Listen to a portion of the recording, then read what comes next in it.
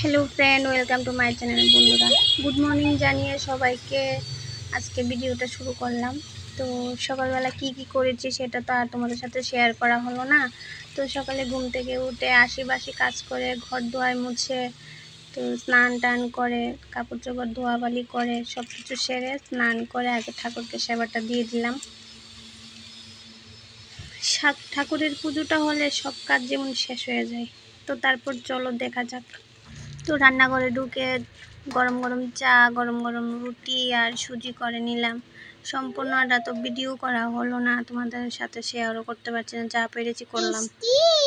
তারপর দেখো আমার চা টিফিন করা শেষ, ভিজা চুলগুলো ছড়িয়ে দিয়ে একটু মাথাটা আছড়িয়ে তারপর রান্নাঘরে আবার চলে গেলাম। সবার প্রথমে একটা মুসুরি ডাল করে নিলাম, তারপর আলুগুলোকে সিদ্ধ করে নুন হলুদ গুঁড়োমরিচ দিয়ে ভালো করে মেখে লাল লাল করে ভাজি করে নিলাম। এইগুলা হলো অদিতির খাবার, আলু ভাজি ডাল। ও যতই মাছ মাংস ডিম যাই রান্না করি না কেন সবগুলা এগুলোই খাবে, অন্য কিছু খাবে না।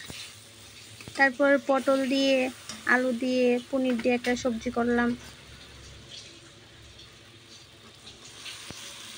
মশলাটাকে ভালো করে কষিয়ে তারপর পটল আলুগুলা দিয়ে ভালো করে কষিয়ে ঝোল দিয়ে পনিরগুলো আগে ভেজে রেখেছিলাম, তারপরে ঢেলে দিলাম। তো তৈরি হয়ে গেল আমার পনির তরকারি।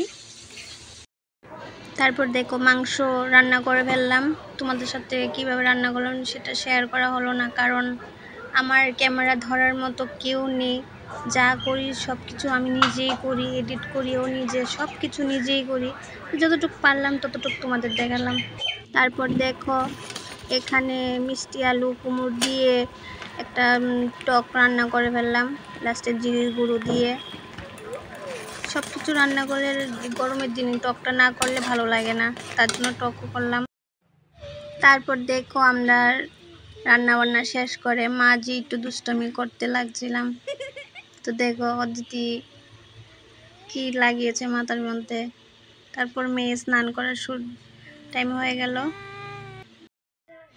এই যে দেখো স্নান করতে গেলেই আধা ঘন্টা 1 ঘন্টার কমে অদিতি স্নান হয় না।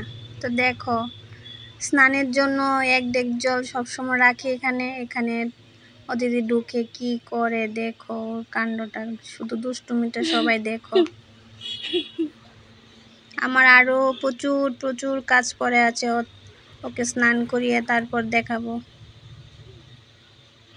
তারপর স্নান করেছিলাম, কাপড় সবগুলা রয়েছে, এগুলাকে রাস্তায় নিয়ে ছড়িয়ে দিব। তারপর রান্না বান্না শেষ করলাম, বাসনগুলা এই সারাদিন এই চলছে। আবার বাসনগুলোকে মাজলাম ধুলাম, তারপর মেয়েকে ভাত মেখে দিলাম, নিজে নিজে খাওয়ার চেষ্টা করতে লাগলো।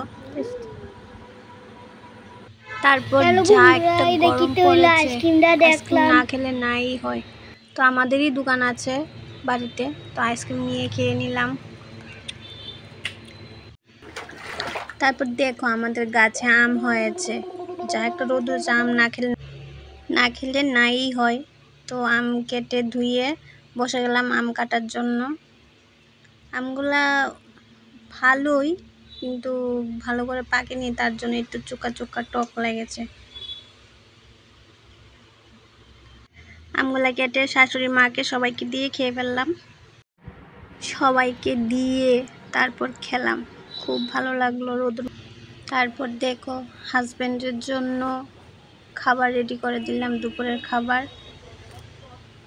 হাজব্যান্ড পা ভাঙার পর থেকে বেশি হাঁটাচলা করে না, এখানে সুগারের ট্যাবলেট জল খাবার সবগুলা রেডি করে দিলাম। সুদ্ধা নিয়ে দিয়ে আসলো দেওয়ার।